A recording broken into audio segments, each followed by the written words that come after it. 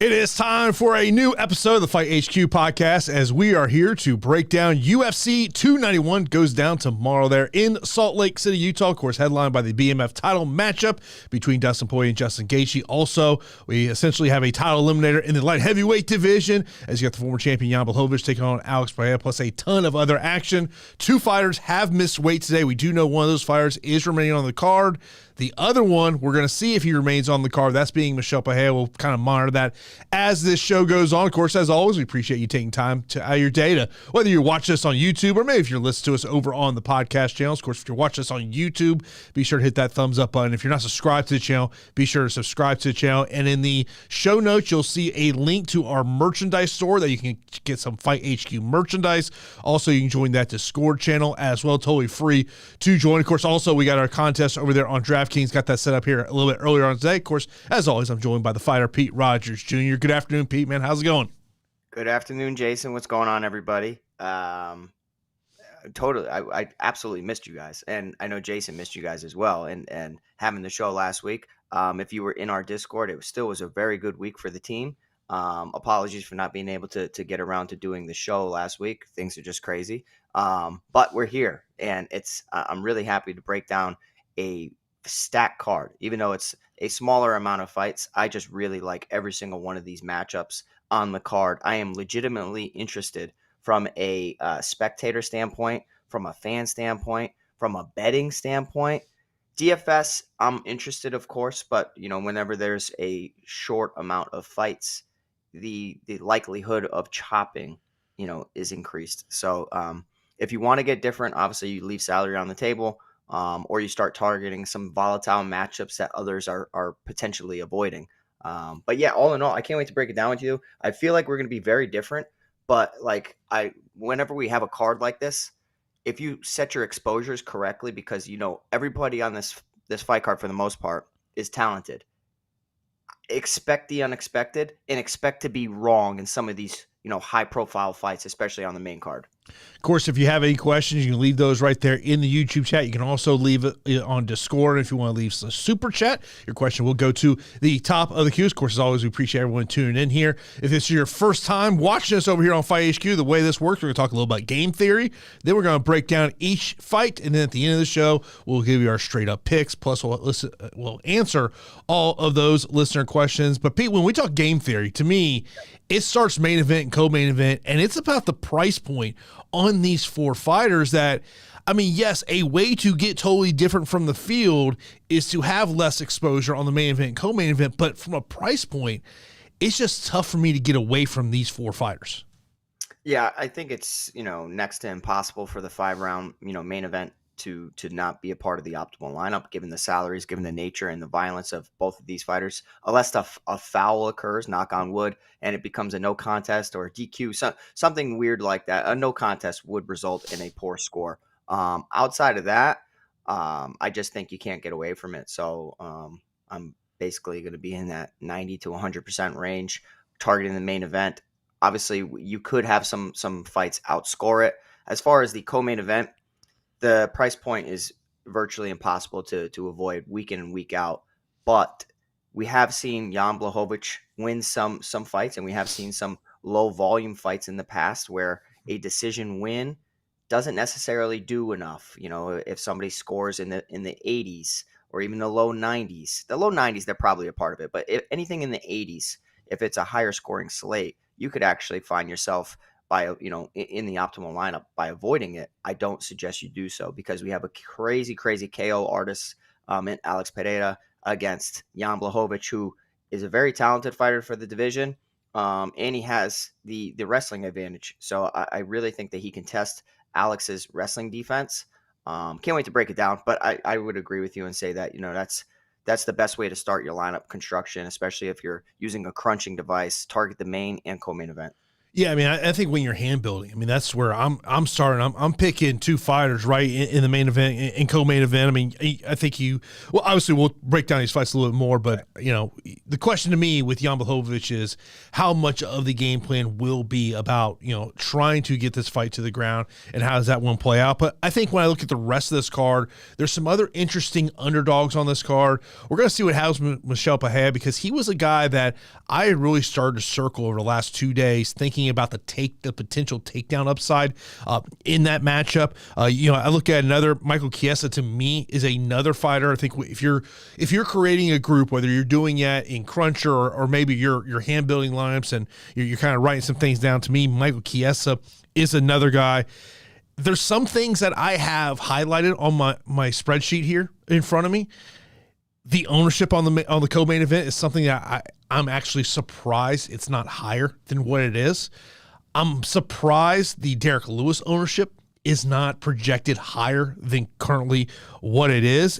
But then there's some other fighters I look at this one and we'll talk this towards the end of the show, Miranda Maverick, because clear she has the grappling advantage, and we know on DraftKings we want to target grapplers. Oh yeah, I mean, there are going to be some grapplers that I'm going to increase my exposure to. Naturally, the heavyweight division is a volatile division, so I'm going to target both sides. And usually, unless it's a heavyweight stinker, 15-minute, gas fest, which it very well could be. I mean, this is at elevation, and that is the craziest X factor that I have been taking into consideration for this card more so than anything else. Every now and then I tweak my expectations if they're fighting in the apex or if they're fighting in the big cage. I'm actually taking elevation into significant consideration as a fighter that has trained at elevation. When I went out to New Mexico, I was always in great shape. When I went out to New Mexico and I trained in Albuquerque, I will tell you, it took me a very long time to not gas and it was just so crazy because I was in shape, and no matter what I did, couple weeks, I was still not acclimated enough. It was about that 4 week mark where I was just like, okay, now I'm feeling normal again. And then when I went back to sea level, I felt like I had an extra lung and I was able to just go for days. So I do think that if fighters went out there a week or two, I don't think that's really going to do much. It's definitely better than not going there out at all. Yeah. But I would say like somebody like a Tony Ferguson, even though I'm not backing Tony, but him training at Big Bear for the whole camp definitely translates better than people who are going out there 2 weeks ahead of time. Delusional. That's Tony Ferguson. Oh, beyond. Absolutely. I mean, when I watched his chat with the media on Wednesday, I was like, what? Yeah, I kind of so what I was doing is at work, I was hand building 150 lineups. So, when I was on break, so I still got some to hand build. But I was also listening to all the interviews at the media. I still got some to catch up on. But when I listened to that was extremely cringy and a little worrisome, to be honest. I mean, like tracking bears throughout. I mean, do what you do, Tony. You're a weirdo to begin with. But I worry about mental health a lot, especially as a fighter that's fallen on hard times. I really worry about mental health, and I hope that I would like to see him pick up a win. I don't think it happens. But I just think that he needs to up his stock again and have a solid performance, even in a loss. And we will monitor if any news does come down during the show about Michel Pereira. I mean, typically the way this situation plays out, the fact that he was told to not cut any more weight, first off becomes a commissioned doctor to say whether or not they're going to allow him to compete tomorrow, and B, then if that doctor says yes, then we get into the negotiation process where the Thompson camp and the Pereira camp and the UFC will all get together and figure out. And of course, if you're Stephen Thompson, it's got to be a little bit of a weird scenario because you've spent the last 8 weeks preparing for this matchup. And we know that you have an opponent that might want to try to grapple you a little bit, even though they both obviously have that stand-up style. So we'll see what happens over there. But, Pete, let's get right into the main event. BMF title on the line. We got Dustin Poirier taking on Justin Gaethje. Of course, a rematch between these two guys. It's kind of crazy, the fact that the first fight was over 5 years ago. The UFC was on Fox. Just to give you kind of an idea of how long ago that was here. Of course, Dustin Poirier, the betting favorite here, -150. Plus 125 for Justin Gaethje. Gaethje. For Dustin Poirier, he's 8,300 on DK. He's $20 on FanDuel. And for Gaethje, he's 7,900 on DK and $17 on FanDuel, Pete. Yeah, I mean, it's a must-have, right? It's a fantasy must-have. I'm going to stack it in a few of them in case it does go 5 rounds. They did, reach the 4th round previously. I do think that they both are improved upon their first encounter. I would say that Justin Gaethje has shown me more development in his game and more adjustments than Dustin Poirier. I feel like Dustin Poirier is similar to how he used to be. Has picked up some great wins since the Gaethje performance. And Gaethje has had to adjust his style if he wanted to take less damage and actually go out there and be a dominant fighter who doesn't just, swing wildly and be reckless, because his recklessness has gotten him caught in the past. And he fought like that. And you can kind of see that was Gaethje, 1.0. And then he made some adjustments with one of the best coaches in the business in Trevor Whitman. And clearly, whatever he's doing is working because he's more patient. He takes his time, very methodical with his leg kicking game, throwing very, very powerful kicks. It's patience. He's a little bit more patient, and he just seems like a vet now. He's always had a wealth of experience, but like you can just see when a fighter is completely composed, and he is very, very composed in there. I think Vegas and everybody in general, like me leading up to this fight, automatically just assume Poirier is just going to go out there and knock him out again. And then the more I start thinking about it and the more I do some film and I see the adjustments, and I'm actually going to be slightly siding with Justin Gaethje to upset Dustin Poirier here. I think that, Gaethje training at elevation is a huge, huge factor, despite Dustin Poirier always being in fantastic shape. I think that Gaethje's adjustments, as I have mentioned, I think that he can rip and just destroy Dustin Poirier's legs, even though Dustin has good, calf kicks himself, and he does check well sometimes. His legs are there to be damaged, and I don't know, man. I have this gut feeling that Justin Gaethje is going to pick up a win over Dustin Poirier, but I'm going to be treating him like it's a slight lean. I don't really care who wins the fight. I'm going to target it from a betting standpoint and also DFS. I'm not avoiding it, but I think that on a week where me personally, I'm not too fond of underdogs, Justin Gaethje is going to be an underdog I'm going to back, and I'm going to say that he edges out Dustin Poirier in the decision win. Yeah, I mean, this to me it's a coin flip fight. I was talking about this on my podcast earlier this week. Of when I looked at the betting lines initially, I was actually kind of surprised to see that the betting line was not a little bit closer. Maybe seeing maybe Dustin in the minus 125 range as opposed to the minus 150 range. I do believe Dustin Poirier is a better mixed martial artist, but I think we have seen an evolution in Justin Gaethje's game of being, not being quote unquote that wild man brawler that he's been.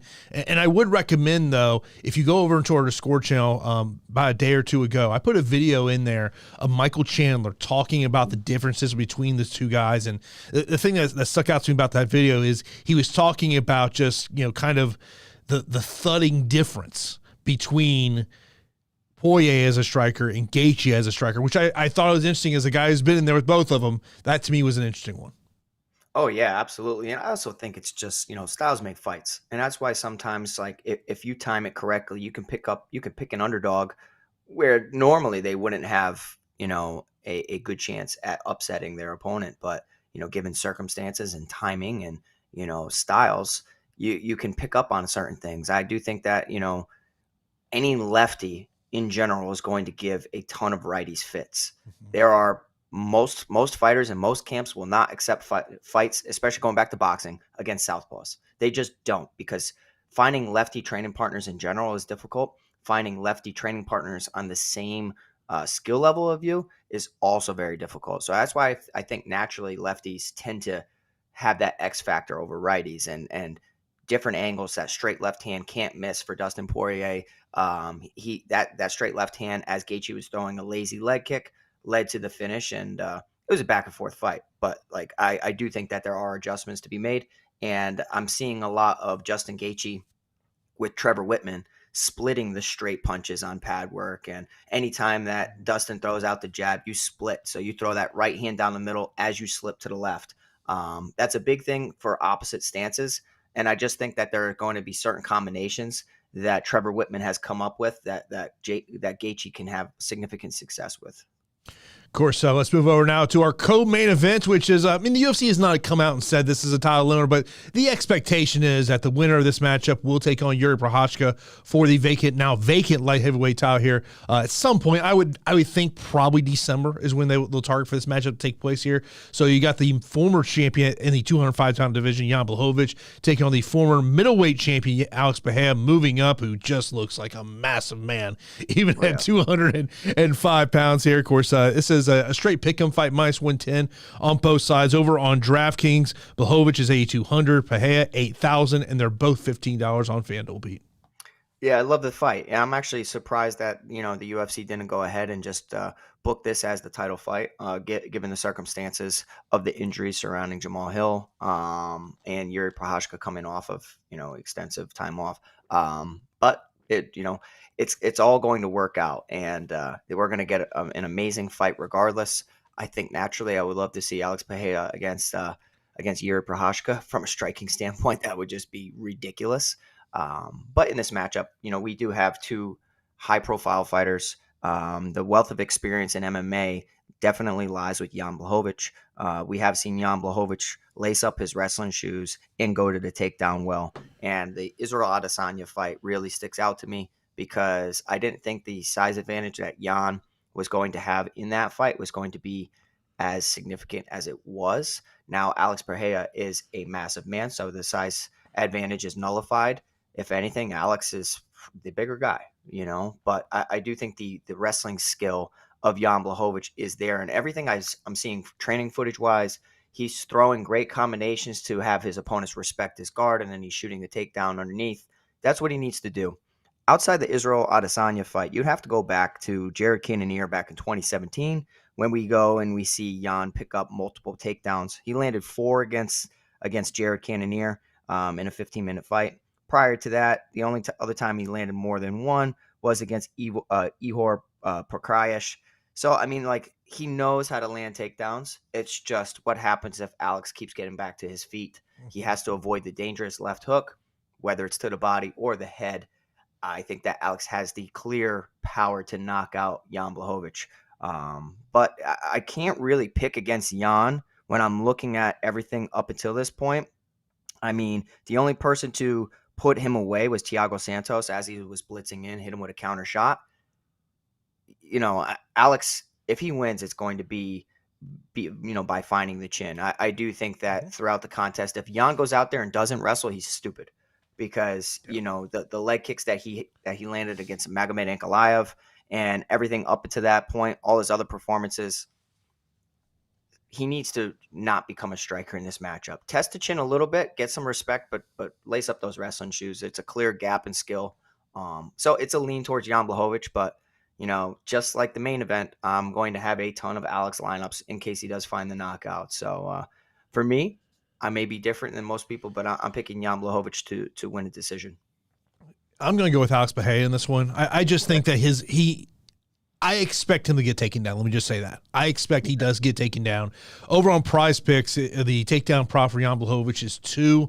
It's not one of my favorite plays, and at the end of the show, I'll talk about my Prize Picks plays that I do like, and over tomorrow in Discord, I will put my Prize Picks card plays in there, and I know that a lot of people like to chase those 5 lineup cards over Prize Picks. That's not my style over on Prize Picks. I like to kind of go with those 3, and of course, if you're over in Discord last Saturday, you would have saw what I had over there, a nice little win I had in terms of that one. But look, you just know you have to.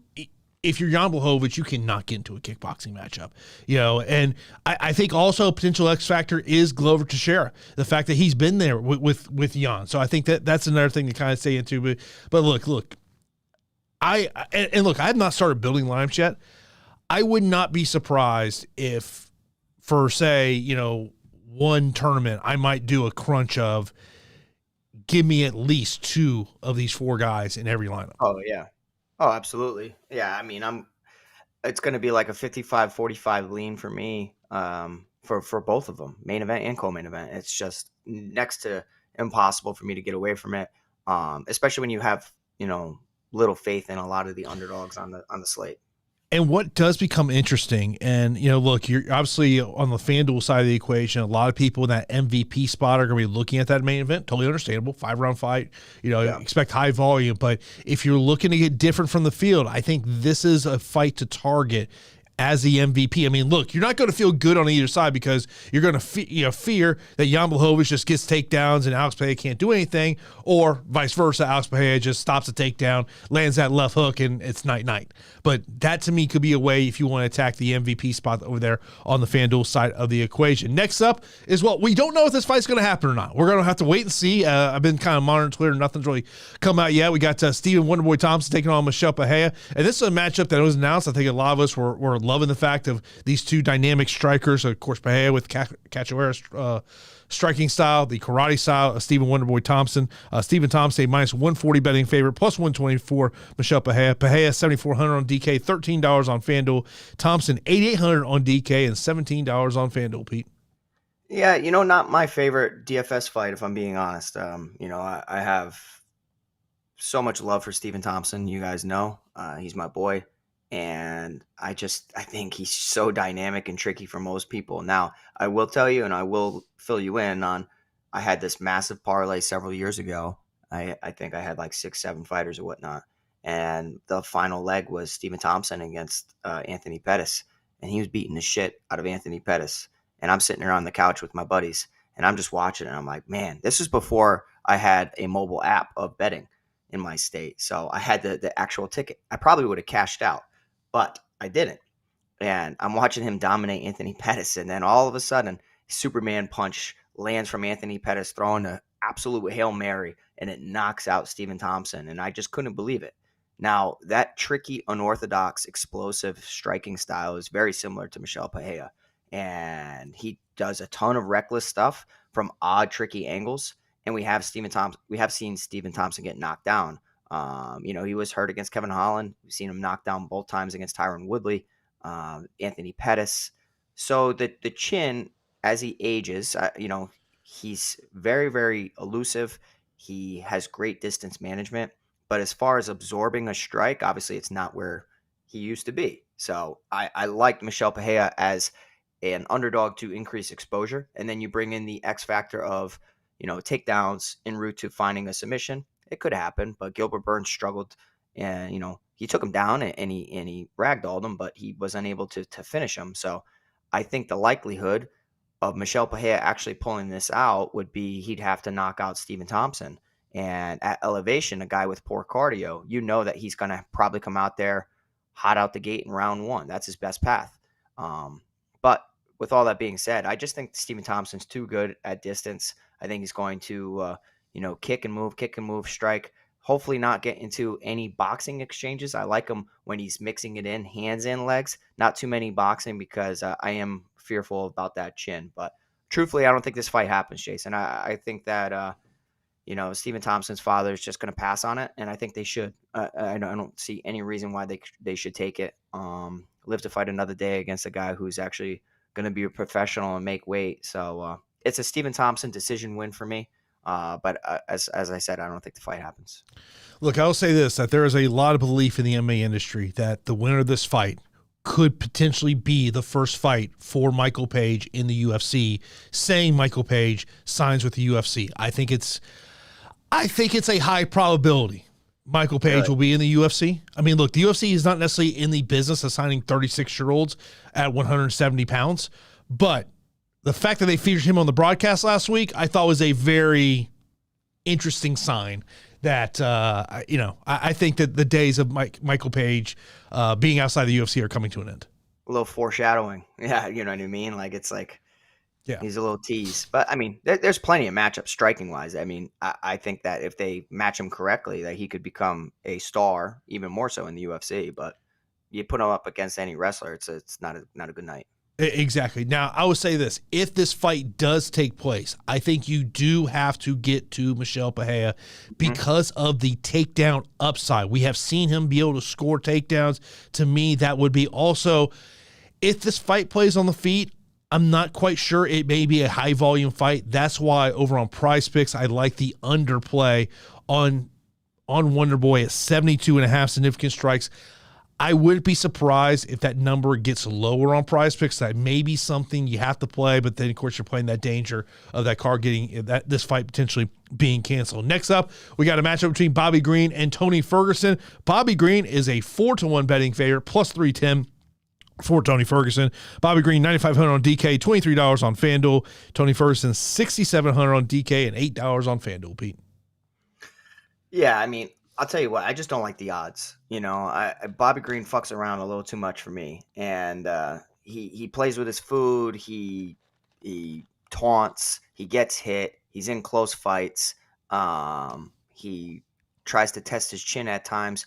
So he's an entertainer, right? He's a very, very skilled athlete, very skilled fighter, great boxing, good counter shots, excellent counter fighter, can wrestle, can grapple. Has been knocked out recently. Tony Ferguson has fallen from grace, looked absolutely horrible, was doing well against Michael Chandler, has power up until that crazy knockout. Looked like a shell of himself against Nate Diaz, but he's a volume guy. He throws volume. He goes out there and he throws thudding leg kicks. If I'm a part of Tony Ferguson's camp, I'm saying let's leg kick the crap out of Bobby Green.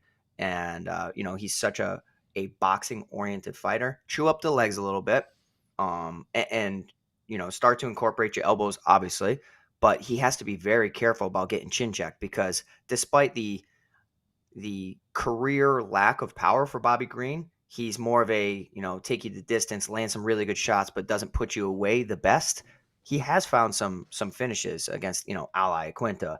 We've seen Bobby Green go out there and put people away. The Jared Gordon one was a little fluky because of the headbutt. But he looks like he's on his way up, and Tony Ferguson is clearly on his way down and out. With all that being said, I just think the price is ridiculous, and I'm going to be getting to both of them. And as far as a punt, who could lose, we have Tony Ferguson sitting there at 6,700. I think he loses a 15-minute decision. But I think that he could actually give himself, give a better account of himself than what most people are anticipating, just because of Bobby Green's knack for finding, close decisions, split decisions, unanimous decisions, messing around, taunting. What that could do is just open the door of opportunity of points for Tony Ferguson. But yeah, it's a price point of 9,500 Bobby Green. Does he score 120? I don't think so. So if you don't think he scores 120 and you find some other fighters out there that you like better, I'm all with it. But do you think he scores 100 in a win? I do. I think that he does score 100 in a win. So I think he's fine. If it's a low scoring slate, you might need him, similar to like other crazy favorites we've been having. It's probably a safe bet that he wins. I just hate the number, and I'll be getting to both of them, but I'll probably get to other 9,000 options a little more. Yeah, I mean, to me, the one thing about Tony Ferguson, I talked about this earlier this week, is, we never know when a downside of a fighter's career is going to happen. And, you look at that run he went on pre-2020. I mean, it was amazing. And I just don't know. I mean, you talk about a career-defining beatdown against Justin Gaethje. I just, like when he says on Wednesday that he believes he's 5 fights away to getting a UFC title, I'm like, who is in Tony Ferguson's corner that's letting him believe this? It's weird. So he has his lifelong wrestling coach. I just feel like Tony Ferguson, if you put him a part of a legitimate camp, I think that he could actually like find himself again, or he could have done more than he did. I mean, he was on a massive win streak for the longest time. It's just like, I don't know. It's kind of like, are you surrounded by yes men? Because if people aren't looking out for you and you're not changing shit in your camp and you're getting demolished and you're just, even as a grappler, like his jiu-jitsu, like it's just been nullified. And as for all this talking about his wrestling and his wrestling coach, lifelong wrestling coach, his wrestling has looked poor. Like I would love to see him test Bobby Green's wrestling. I think Bobby Green will do better, personally. But yeah, I just feel for fighters, especially when I can see that mental health is struggling. With all that being said, I wouldn't mind stacking this fight just to be super weird. Like in just a handful. If you're doing 150, I'll probably just do a couple. Just because if it does go 15 minutes, we could see a ridiculous amount of strikes landed, like 200 significant strikes. Yeah, I mean, the thing is, if you go to UFCstats.com, I mean, Tony Ferguson just has not been a takedown guy. He just hasn't. I mean, he hasn't been that guy. And, I mean, look, when I saw the betting odds and then the DraftKings, I was like, oof, man, I'm picking Bobby to win the fight. I go, but to get to that price point, I'd much rather spend $100 less and get to a Miranda Maverick who's going to have a grappling upside versus Bobby Green in a fight that probably is going to go 15 minutes. That's why I do like the more fight time on Bobby Green over on Prize Picks. But yeah, I just don't know if a 9,500 Bobby Green can ultimately be optimal in this spot. Next up, of course, our opening fight of the pay-per-view got Kevin Holland taking on Michael Chiesa. Kevin Holland, a minus 150 betting favorite, plus 125 for Michael Chiesa. Holland, 8,400 on DK, $16 on FanDuel. Chiesa, 7,800 on DK, and $14 on FanDuel, Pete.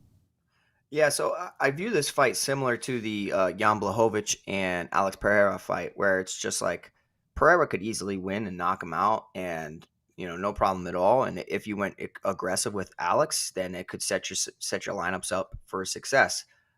Up until he proves to me that he can defend takedowns at a regular pace, I'm sure that Glover's got him prepared for a little bit. But like other talented fighters were prepared for Jan's takedowns, and Jan's able to get them. Jan can also strike too, so like I'm not completely crossing out the idea of Jan hurting Alex on the feet. So very similar to that fight, we have, Michael Chiesa, who has been relatively inactive, battled back injuries throughout his entire career, getting some work done at the UFC PI, up against Kevin Holland, who's one of the most active fighters within the past several years. Very, very good striker, complete wrestling liability. His wrestling, just, I don't know what it is. He's a step behind. He knows what to do. It's just the timing of everything is off. His reactions are off. I do think that he has a sneaky jiu-jitsu path to victory here over Michael Chiesa, who at times when he doesn't find success with takedowns or striking, if he gets hurt, he starts shooting panic takedowns, and then he ends up getting submitted. So we do know that Kevin Holland has some sneaky jiu-jitsu. We haven't really been able to see it because of his lack of wrestling. But I actually think of like a club and sub is possible for Kevin Holland. With all that being said, I'm torn on the fight as well. I know that there's an inactive Michael Chiesa looking to hop in there against a guy who's been pretty hot of late. And I'm still going to back Michael Chiesa. I'm going to let Kevin Holland prove it to me. I'm going to let Alex prove it to me about him defending takedowns. And I'm going to let Kevin Holland prove it to me. If he goes out there and defends Michael Chiesa and he damages him up and just beats him up, good for him. I'm still going to have exposure and my exposure's set correctly. But I think like on a week where I hate the underdogs, I'm going to go with Michael Chiesa as my second underdog, in a boring, takedown-driven, control time type of fight. Chiesa's never been a high fantasy score upside guy, but to me, it's the stylistic aspect of this matchup of the clear way for him to win this fight is by utilizing grappling. And we have seen Kevin Holland get taken down constantly. And that's why when you're talking about plays under 8,000, even on FanDuel at $14, I do like a Michael Chiesa play in large field tournaments just because of what he could do in terms of the grappling. Do have some concerns about the reach disadvantage for Michael Chiesa in terms of this one. And by the way, I don't know if you saw this, Michael Chiesa revealed this week that he was one of the fighters who privately hit up Dana White to say, I'll step in and take on Bo Nickel.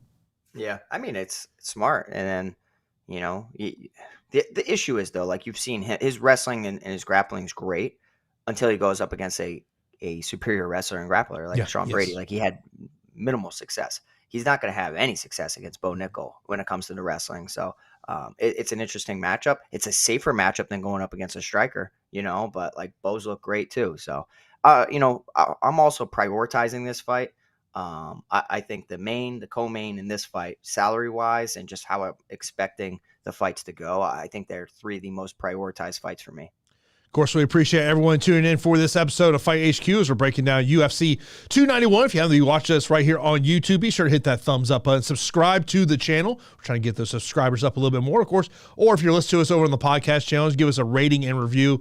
We would very much appreciate that. Seeing those numbers there on the podcasting side, doing really well over there. So we appreciate everyone that's checking out the show. Of course, we have our merchandise shop that's now open. Link is in the description below. Of course, also you got our Discord channel, totally free to join. Great community. opportunity to talk about the fights. And, of course, also we have our DraftKings contest going on over there for UFC 291. Let's move over next up. We got Gabriel Bonfim taking on Trevin Giles. Bonfim is a minus 330 betting favorite, plus 260 for Trevin Giles. Bonfim 9,200 on DK, $22 on FanDuel, where Giles is 7,000 on DK and $9 on FanDuel, Pete.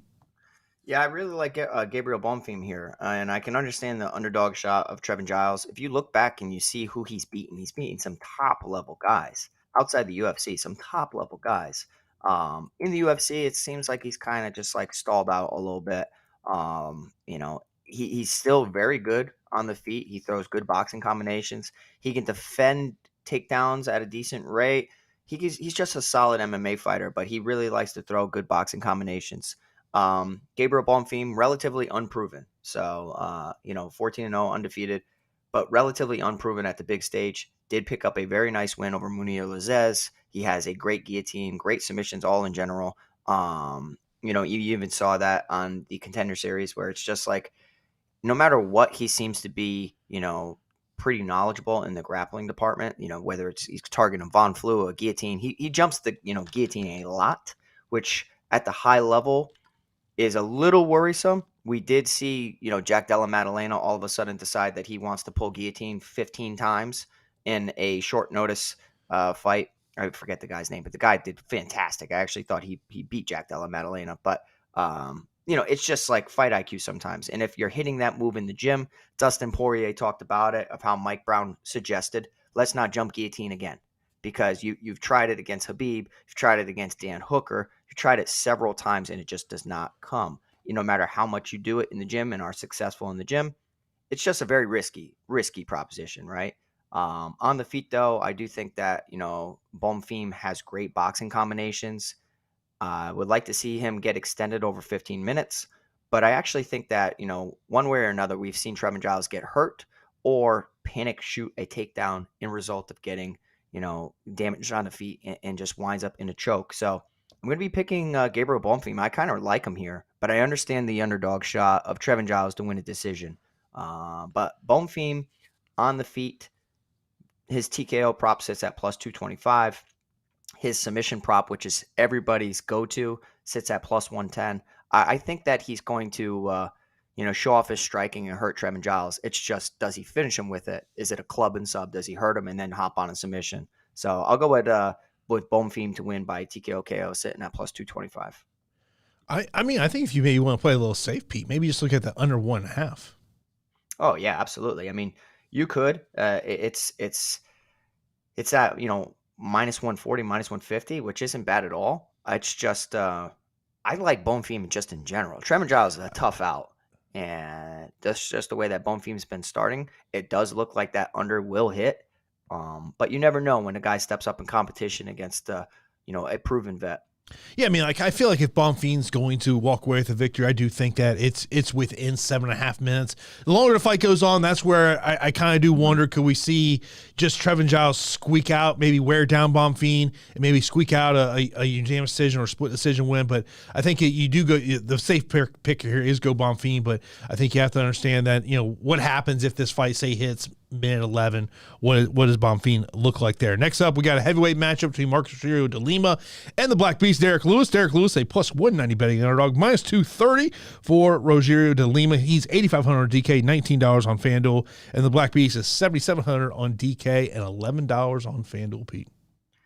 Another fighter in a prove me wrong type of situation, and as long as you set your exposures correctly, you should be fine. But as far as picking, I'm just not going to do it. I know the Black Beast talked about how he's in great shape. He looks leaner than ever. He actually has abs, and it's kind of crazy. But this is something he should have been doing his entire career. And injuries have plagued him, or he always has excuses following defeats. Listen, man, every fighter out there is banged up, bruised up. It's just some are more vocal than others. And you could have something hampering you throughout camp or during a fight. But I guarantee you, if you really dug into your opponent and you actually listen to about their story and behind the scenes, they're dealing with stuff too. So I don't know. I can't just throw out all the results in the fight tape that I'm seeing of Derrick Lewis making mistakes, looking like he's kind of lost that fire. And whereas Rogerio de Lima, I didn't think was good at all. He actually shows a skill set to beat Derrick Lewis, in my personal opinion. He needs to be very careful in any exchange. If he's just going to go out there and throw hooks and bomb hooks, it's a 50-50 coin flip fight. Who knows who's going to land? I would probably edge Derrick Lewis in just a boxing match. We'll find the chin of Rogerio de Lima. But what I see from de Lima that I can see giving Derrick Lewis tremendous problems are the incorporation of leg kicks and heavy leg kicks. You know, all those guys down in American Top Team, they built this type of Thiago Alves style where they rip those leg kicks.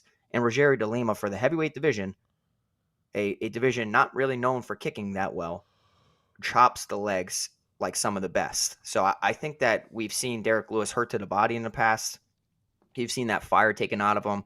I can see Derrick Lewis just getting his leg butchered. Now, does that result in a finish? Does that result in him getting put in his back and result to a submission defeat? Or is it just a 15-minute gas fest? I'm not really sure. I think a lot of people are going to say, oh, this fight's at elevation. They both have poor cardio. One has abs, one doesn't. Let's side with Derrick Lewis and his entire resume. I'm just saying, like, maybe, Father Time's undefeated, and maybe the best days of Derrick Lewis are gone. Even though I don't think Rogerio de Lima is the best, I'm going to be picking him here, and Derrick Lewis can prove me wrong. I'm still going to smash exposure to his side. But, yeah, as far as picking, I'm going to pick de Lima to win by TKO KO. Yeah, I mean, the one thing, and of course, the photo is all over social media at this point. You know, Derrick Lewis talked about it on Wednesday that he was going to show up with abs. And, I mean, look, Derrick does look like in maybe one of the best shapes, at least from a scale wise. We'll see what it looks like. Right. Exactly. But it's one of these things of, and this is where utilizing tools that are out there with ownership projections and things along those lines. Of course, if you want to take advantage of the deal Stochastic has for our listeners, you can take advantage of that there in the show notes. But like when I just see really low ownership, I'm kind of floored by this ownership on Derrick Lewis. I thought it would be higher, but you bring up some great points about Rogerio de Lima. And, it was one of those things that before I saw the ownership projections, my thought was kind of like, maybe there'll be a little leverage on Rogerio de Lima. Well, that's definitely not the case. But it's probably a fight that, because this week, putting lineups together really has not been tough just because of the salary savings we're getting in there in the main event. And co-main event. Real quick, Jason, I just want to throw this out there from the bettors out there. Yeah.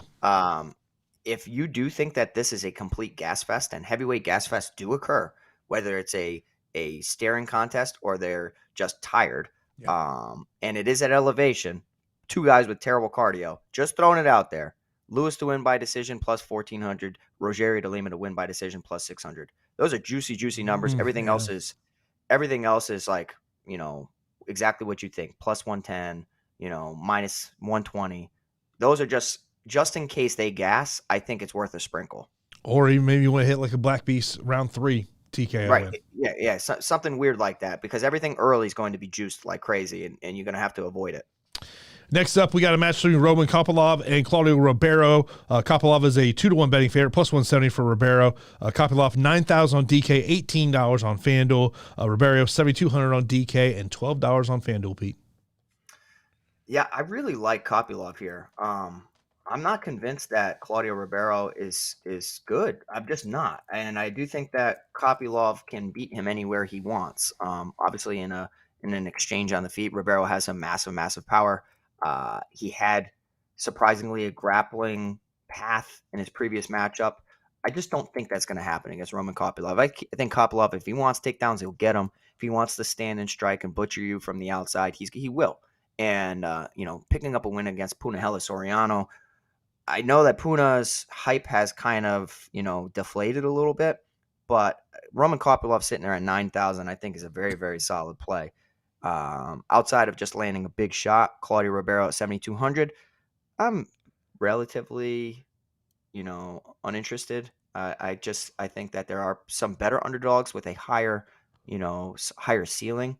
Kopylov has looked like the prospect we all thought that he was going to be coming into the UFC. Losing to Duraev by just getting ragdolled, losing via submission in his debut to Carl Roberson, horrible on paper. but picking up back-to-back victories over Takirako and Punahele Soriano. It looks like this kid's legit. I think he is. I'm not sold on Claudio Ribeiro, and I think that, Kopylov at 9,000 is a solid pivot from some of these other expensive options. So Kopylov to win by TKO KO sits at plus 120, and that's my pick. Yeah, I side with Kopylov in this one. Nothing on Prize Picks. I'm sticking there in terms of this one. Next up, we got Jake Matthews taking on Darrius Flowers. Flowers is a plus 210 betting underdog, minus 260 for Jake Matthews. Matthews, $9,300 on DK, $21 on FanDuel, and for Flowers, $6,900 on DK and $10 on FanDuel. Pete. Yeah, I mean Jake Matthews is a very, very tough out and a very difficult fighter to debut against. And I know that he isn't like on some crazy streak. Stylistically, it's an okay fight for Flowers because of his crazy power on the feet and how Matthews has shown that he gets hurt and rocked. He was nearly finished against Matthew Semelsberger various times, and up until that, I thought Andre Fiallo was going to land some big shots and possibly knock him out, but his striking looked better and he was able to absorb a shot. And then one fight later against Matthew Semelsberger, he's getting dropped left and right. So Semelsberger does that to everybody, so I can't really fault him. In this fight, though, I do think that Flowers has a clear grappling deficiency, and Matthews, his chin is super, not suspect, but it's definitely deteriorating. So, I think that Flowers, from a long shot standpoint, is in a winnable fight. He just has to go out there and just hop on Jake Matthews and hopefully catch him cold. Flowers, his TKO KO prop sits at plus 350. So clearly there needs to be some respect around Darrius Flowers' knockout power. But in the grappling department, we've seen if Jake Matthews gets on top of you, he's got excellent pressure, good submission skills, and that's something Flowers has struggled with. So I still think that Matthews wins at 9,300, but sprinkle some to the underdog in case that he lands a shot. So Jake Matthews at 9,300, I think his best path to victory is finding the submission, and his submission win sits at plus 180. Of course, Flowers coming in here on short notice, getting into the UFC with this one. We'll see how well he can do there in terms of that one. Next up, we got a matchup where one fighter did miss weight, and that was Vinicius. Salvador missing weight, coming in at 128.5 pounds. The fight will go forward as a catchweight matchup. Salvador giving up 20% of his purse to CJ Vergara, who's a minus 150 betting favorite. Salvador is a plus 125. Vergara, $8,700 DK, $16 on FanDuel, and for Salvador, he is $7,500 on DK and $14 on FanDuel. Yeah, I mean, heavyweight MMA, women's MMA, and flyweight are fighters that I always increase underdog exposure to. Vinicius Salvador kind of plays around a little too much for my liking. Too busy taunting, too busy, putting his hands down, getting hit with so many shots to prove that he's not bothered, and then, landing a knockout shot against Shannon Ross on the Contender Series. And then most recently getting dog walked in a way against, Victor Altamirano. So I do think that everything I'm seeing from CJ Vergara proves that he has the skills to beat Vinicius Salvador. I respect his defense better than I respect Vinicius Salvador's. Salvador has some sneaky pop for the division, but that pop comes at a cost because he's going to kind of lure his opponents in and sometimes have to dig himself out of a hole. I don't necessarily know if he actually is successful with digging himself out of a hole. So I think CJ Vergara is a solid play. In general, flyweights, mid-priced, upper-tier priced, unless they have, high upside of finishing, their scores are okay. It could be just a volume score where he could just land so much against Vinicius Salvador that maybe he breaks the slate at 8,700. But, I just think that CJ Vergara, he picked up a finish over Daniel Lacerda in round 2. Crazy fight, turn of events. But most likely, I think that Vergara is going to win a decision here. And Vergara to win a decision sits at plus 275. I think he's a solid play. He's a mid-price solid play. He's going to, in my opinion, it's a winnable matchup. It's just a matter of how well does he score. Yeah. It's. We remember that last match that Vergara had was just a fun fight there. But I was telling Pete right before the show, Salvador was a guy I was kind of looking to throughout this week. But the missing weight that's a concern for me when we're talking about at 125 pounds. Next up, we got Matthew Semelsberger taking on Uros Medic. Medic is a plus 175 betting favorite, our underdog, minus 210 for Semelsberger. Semelsberger, 8,600 on DK, $19 on FanDuel, and for Medic, he is 7,600 on DK and $12 on FanDuel. Pete.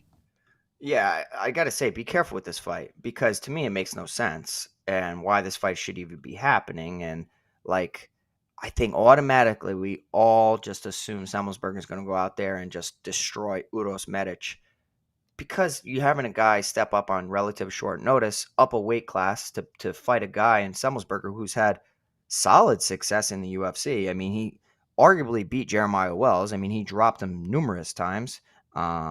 And he knocked him down 2 times. Prior to that, he had 3 knockdowns against Jake Matthews. Every time that Semelsberger hits somebody, they get hurt, and they get hurt badly.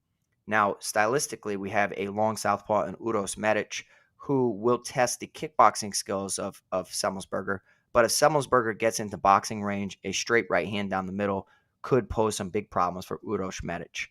With all that being said, though, if you go back and you look at Semelsberger's regional tape, he's outperformed my expectations in the UFC. I didn't think that he was going to be this good or this dangerous in the UFC. So he's developed clearly.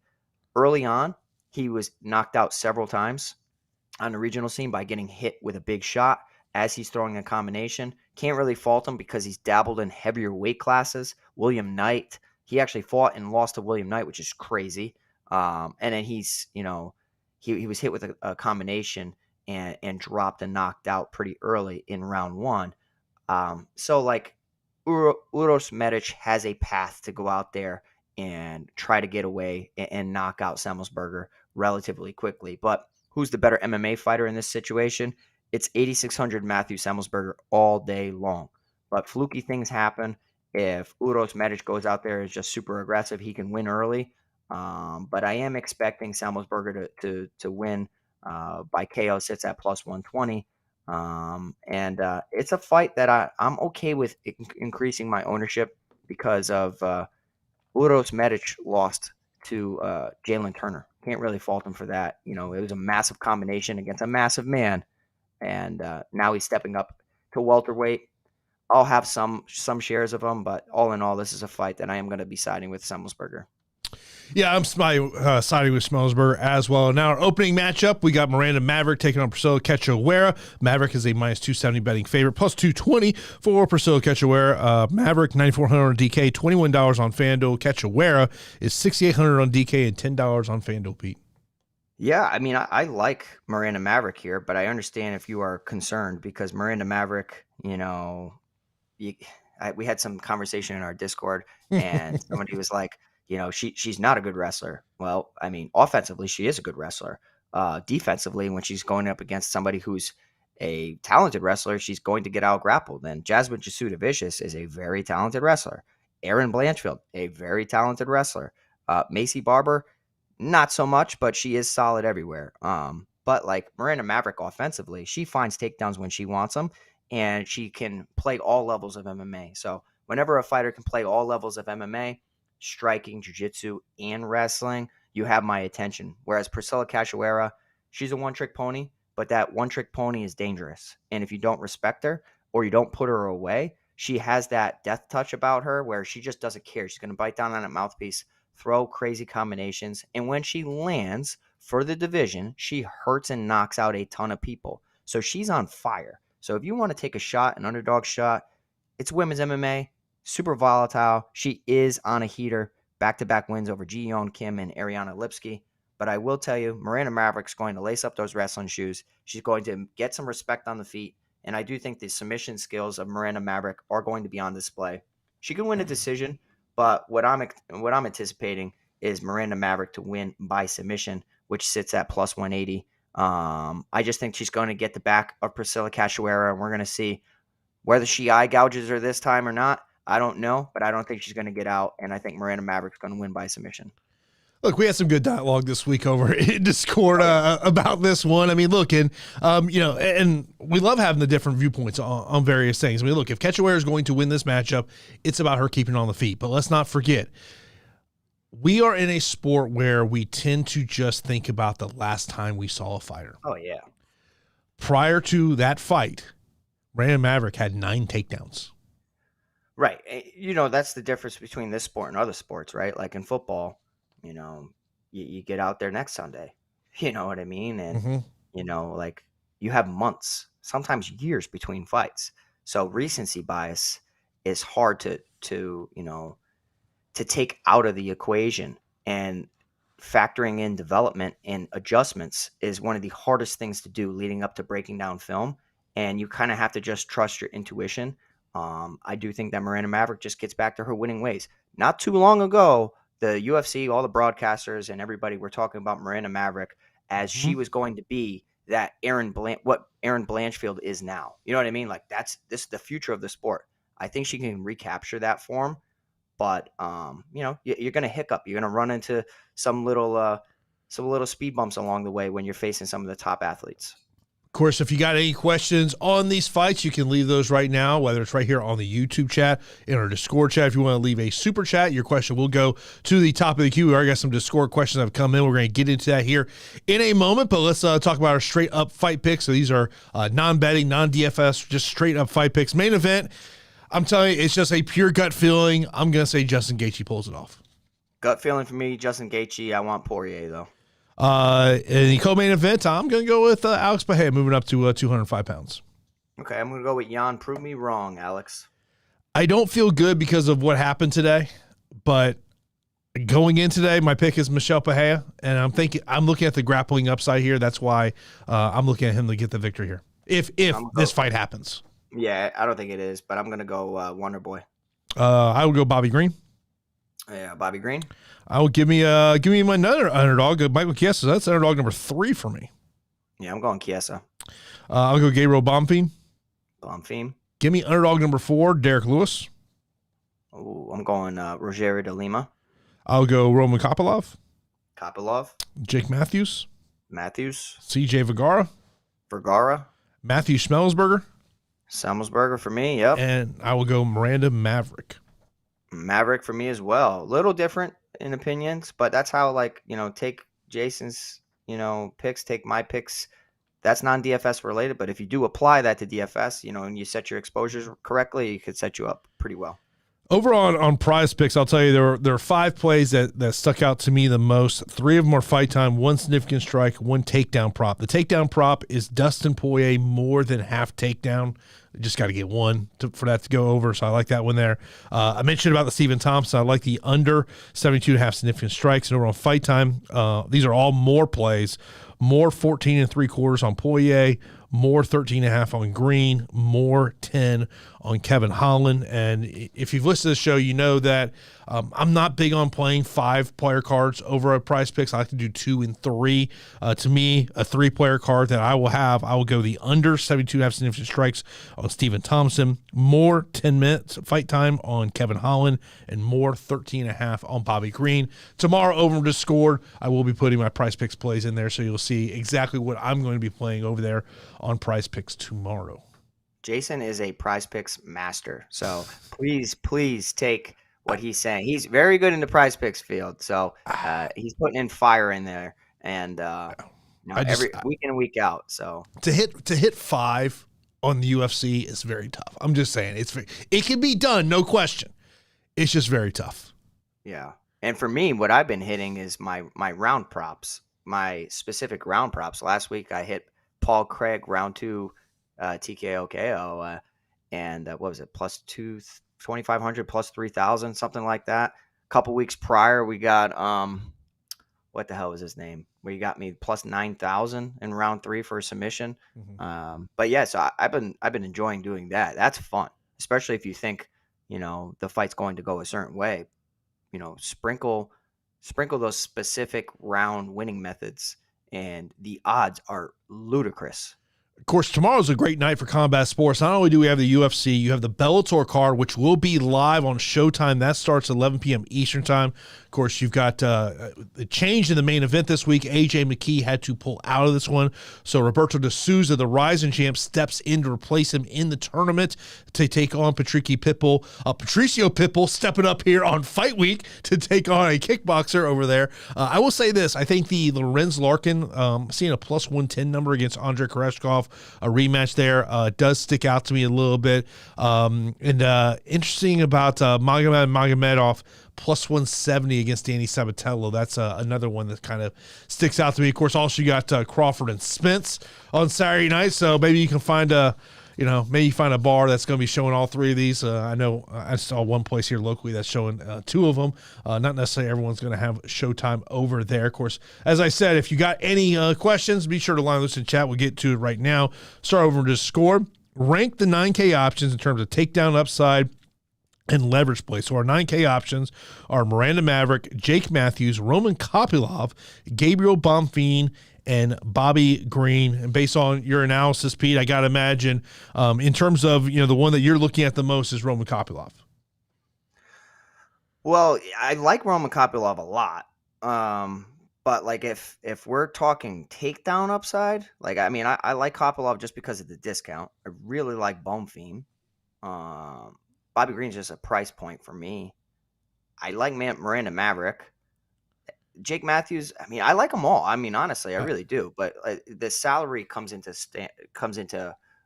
play. If I had to say like who has the best takedown upside, I do think it's Miranda Maverick, followed by Jake Matthews. Yeah. In terms of takedowns, they're 1-2 in terms of this list. But, Gabriel Bonfim may go out there and get a win the first round. In terms of a leverage spot, in terms of these, you're not really getting much leverage. In terms of what we're seeing in ownership projections right now, if I'm just ranking them in terms of confidence level, in terms of being optimal, I'd probably put Bonfim 1,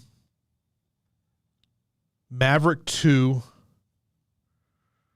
Kopylov 3, Matthews 4, Green 5. I'm still going to say Bobby Green 1, just because I do think that like Father Time's undefeated. It's just a score thing, but like who's the safest to get 100 points? I think it's Bobby Green. Who can get north of 100 points? I don't necessarily know if he is a part of that conversation. Yeah. I do think quick win bonus for Bonfim makes him probably the best out of that entire group. So he is my 1. And then I'd probably go with Kopylov sneaky for me, but I like Miranda Maverick as 3. Value plays under 8K on DraftKings. The 3 names that stick out to me: Derrick Lewis, Michael Chiesa, Justin Gaethje.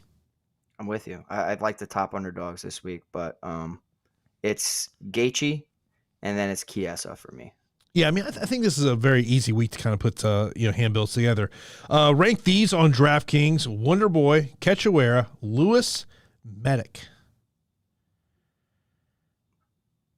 Lewis, Medic, Cachoeira, Wonderboy. I don't think Wonderboy is a great DFS play, but perhaps the poor weight cut mixed with elevation makes Pereira get TKO'd in the second or third round. But up until this point, I'm going to say that he's the worst out of those options. Fight no one is talking about that could break the slate. Fight nobody's talking about. Let's see. Vergara, Salvador. I think the way that could break the slate is just a ridiculous volume. Salvador in his previous fight threw 130 significant strikes. Vergara in his previous fight, in the second round, he threw 144. Prior to that, in 2 decisions, 165 and 127. That Salvador plays on the feet a little too much, so that could be just a volume play. Yeah, I mean, when we're not having a 13, 14 fight card, there's not that fight to where you're seeing leverage in terms of ownership. And if we lose a fight, I mean, I just don't think you're going to have a fight that really sticks out there. I mean, the one thing, and we'll see where the ownership goes on the co-main event. I feel like that's ultimately going to be a little bit higher. We'll get into some questions coming here from YouTube throughout the morning here. Alex says, he goes, I'm having a hard time picking someone who's below Justin on DraftKings. Who do you guys think will have a better chance of winning, or at least have a better score, even with a loss? What do you say? He's having a hard time finding somebody under Justin he likes? Yeah, I mean, well, you better find somebody, bro, because like you have to. I mean, look, just kind of, talk about what we just mentioned before. I mean, I think that that underneath AK, Chiesa because of the grappling, Lewis because of the knockout ability are the two that stick out to me, and maybe Medic just because of maybe testing the chin of Semelsberger. But those would be the three that would kind of stick out to me. I'm with you. I am with you. Yeah, but like DFS, unlike betting, it's just like risk it, man. Like just risk it. Take the shot. Take the shot on Flowers if you want, because like he has an early path. And we've seen Jake Matthews get hit and struggle on the feet a little bit. So I don't think the likelihood is great, but it's probably, do you think the likelihood is better than his ownership? And if you do, increase your ownership to him. We got a best captain for DraftKings. Am I just not seeing the captain contest on DraftKings? I don't know. Let me see. I'm on the app, and I'm not seeing it. Let's see. Guys, thank you so much for your support. Jason and I absolutely love it. I felt lost last week not being able to do the show, and I know Jason probably felt the same. It's nice to, watch the fights. It was a good card. Yeah, I'm not seeing the captain thing, bro. I'm seeing the Rainmakers, so. Yeah, no, I'm logging into the web version of DraftKings because I didn't see it on the app, and no. Can you play Rainmakers down in Florida or no? Yeah. Really? I can't. I want to get into it. I can't up here in Connecticut.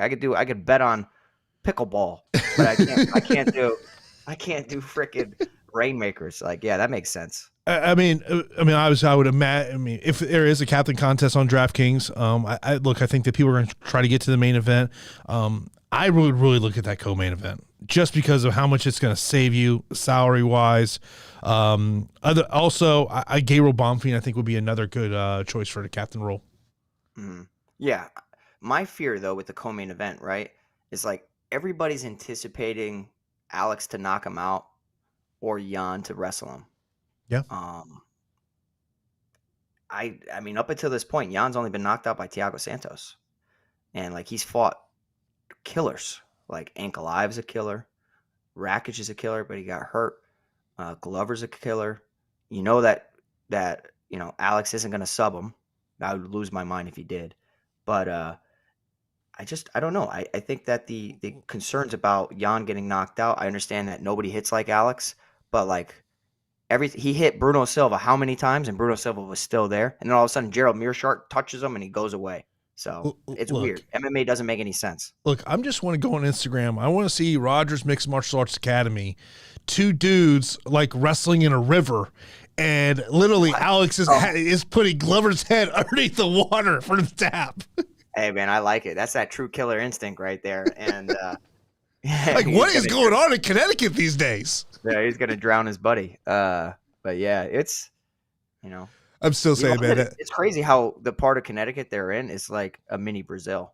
It's really crazy, and massive Brazilian Portuguese population, and it's really cool. Like, who the hell else lives in Connecticut? Nobody.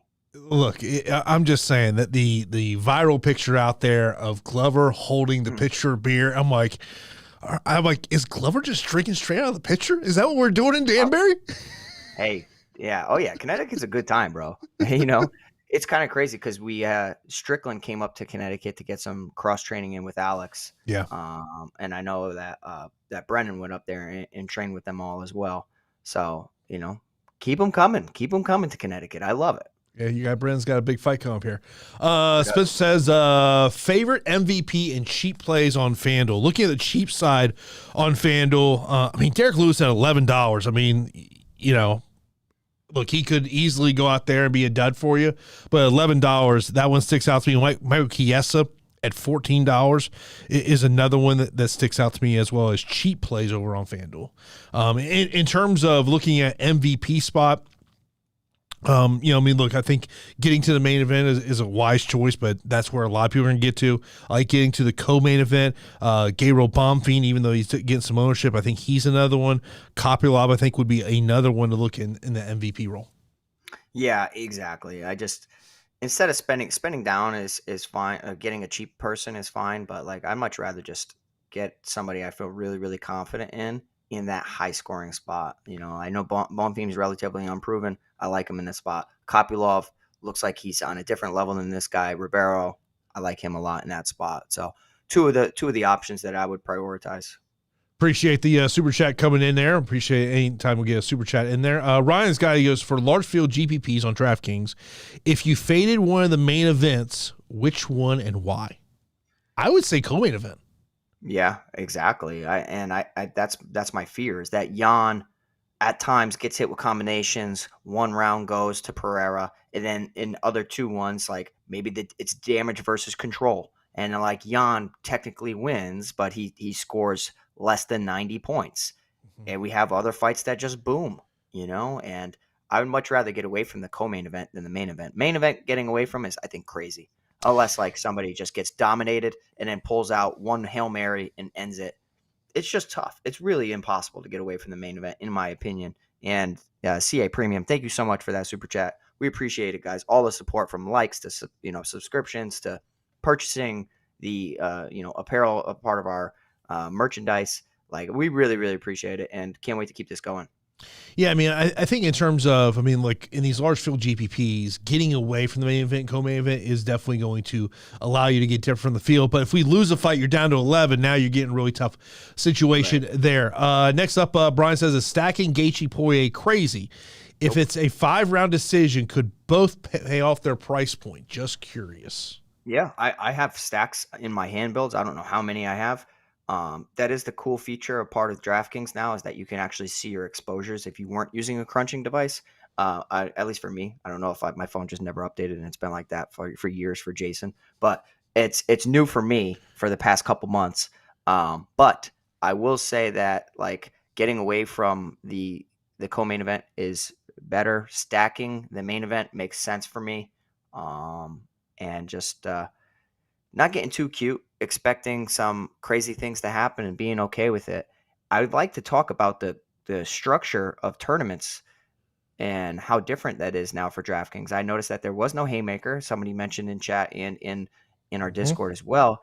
And then there was no mini max of the $1.50 max tournament. It's now $3. So it's now increased to $3. Kind of weird. So they do have a $1 150 max, but it's like for Rainmakers packs or something like that. Dude, so I'm interested to see. Like I'm gonna try to put 150 lineups in that $3 contest. But we'll see. It's a weird week to do it, and I kind of feel like if I do so, it's gonna be a chop. Yeah, I mean, I was setting up the Fight HQ contest, which, by the way, you can enter that in right there in the description below. That was the first thing I noticed, was that these contests, that the Haymaker contest is gone. The Mini Max is now a $3 Mini Max. I want to say it's $10K to first place, I want to say. I mean, hell, I want to win that. $5K. That's still great. I mean, you know what I mean? Like, hold on. There's two different mini maxes up there. There's a total prize of $40K. There's another one for $100K. The $100K is the one that's $10,000 for first place. Oh, is that $3? Yeah, $150. Oh boy, I'm gonna be in that one. And then of course the big contest, a $25 one. First place is $200,000. Crazy, yeah. And CA Premium mentioning how certain fighters becoming commentators, it seems like it's smart to get away from people who are kind of part-timing MMA. I don't necessarily know if that's the case, though. It makes sense just given the inactivity of Michael Chiesa, but I do think it can complement it. You are still obsessed and involved in MMA. Just because you're a commentator doesn't negatively affect your fighting. You need a break from fighting. You can't fight and train 24 hours a day. and being in a sport and understanding it from a coaching, strategic, and analyst standpoint, I do think is beneficial. So I think that, that's apples and oranges. Yeah. I mean, are you going to say that Saif Saud's, not as good as a coach because he's doing work for the UFC as an analyst role? Yeah, exactly. I mean, I think as an athlete, it's a different conversation, but I do think that I see what you're saying. I think it's beneficial just because of you're watching much more fighting than you probably would if you were just, do your typical training, because you're watching all these guys. Correct. The thing is that most of the people that are becoming commentators are sort of on their way out of the sport. Correct. That's more of a factor than them commentating, in my opinion. All right, we got a couple of FanDuel single entry questions here. Kopylov and Alex, or Kopylov and Holland? I would go Kopylov and Alex. Everything I see from Holland, he's just gonna get taken down. Yeah, I know that's a scary thing for me. Another single entry on FanDuel: Semelsberger or Kopylov to be the better play.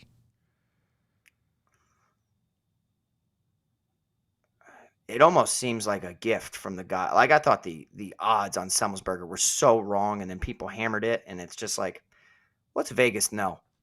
Vegas they're not dumb. You know what I mean? But I think it's the confidence in Semelsberger's chin that just hasn't been exposed yet. But he has been up against crazy power punchers, so it should be Semelsberger, but be careful. No, I'm with you on that one. Of course, if you ever have any questions, comments, if you're watching this after the fact, you can leave a comment on YouTube. Be sure to join our Discord channel. Totally free to join. Great conversation. We have it in there. Of course, also, we have our merchandise store. You can check that link out in the description below. We've got a DraftKings contest going on over there. So, Pete, anything else you want to leave our viewers with before we get out of here? Yeah, no, just really appreciate it, guys. You subscribe to the channel. Hit that like button before you head out. We have 1 week remaining for this first attempt at our merchandise store, so hop in there. Don't wait till last minute. Grab a shirt, grab a hoodie before they're gone, and we really appreciate it. And of course, that is going to wrap it up for the Fight HQ podcast for UFC 291. Of course, you can check out this show on YouTube, Apple Podcasts, Spotify, wherever you get your podcasts. So we will talk to you next week as we'll get you ready for next week's Fight Night card.